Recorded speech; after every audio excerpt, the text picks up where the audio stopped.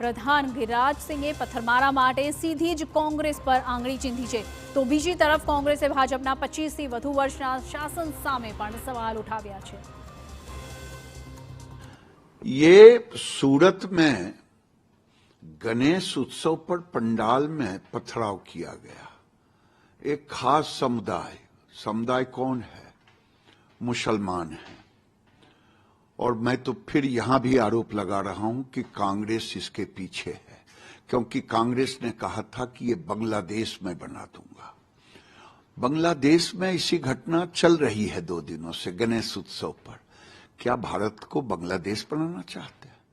तो कायदो व्यवस्था और गृह विभाग जेनी जवाबदारी बने ए शुं करे छे?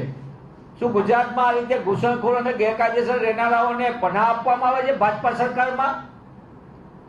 કેન્દ્રીય મંત્રી ગિરિરાજસિંહનું નિવેદન તો એવું દેખાડે છે કે આવા લોકોને અહીંયા પનાહ મળતો હોય છે, આવા લોકોને અહીંયા સાચવવામાં આવતા હોય છે। તો આ તો ભાજપા સરકારની નિષ્ફળતાને સર્ટિફિકેટ આપતા એવું કેન્દ્રીય મંત્રીનું નિવેદન છે।